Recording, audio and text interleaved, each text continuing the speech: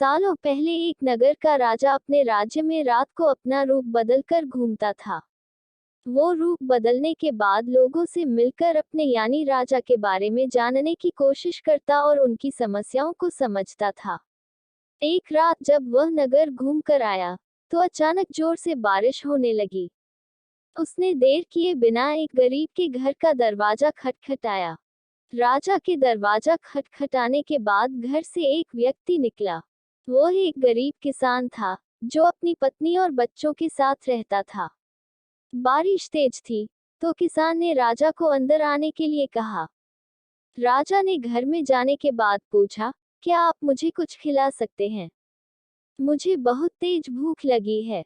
वो गरीब किसान और उसका परिवार 3 दिनों से भूखा था और उसके घर में एक भी दाना अन्न का नहीं था।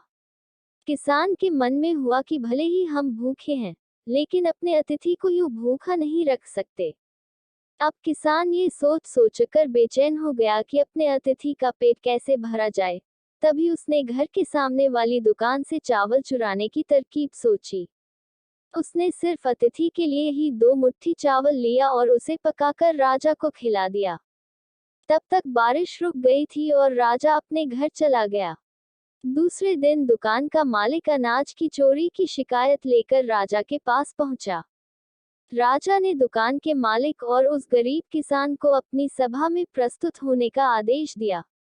सबसे पहले सभा में पहुंचे किसान ने राजा के सामने जाकर अपनी चोरी का इल्जाम कबूल कर लिया और बीती हुई रात की पूरी बात राजा को बता दी। किसान राजा से कहता है कि मैंने चोरी की, लेकिन मेरे परिवार ने उस अनाज का एक निवाला भी नहीं खाया।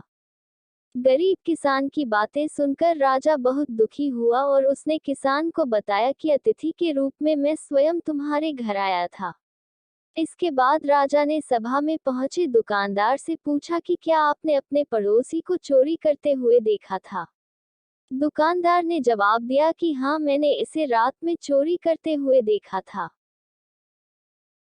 दुकानदार की बात सुनने के बाद राजा कहता है कि इस चोरी के लिए मैं पहले जिम्मेदार हूँ और फिर दूसरा तुम हो, क्योंकि तुमने अपने पड़ोसी को अनाज की चोरी करते हुए देखा, मगर कभी उसके भूखे परिवार को नहीं देखा।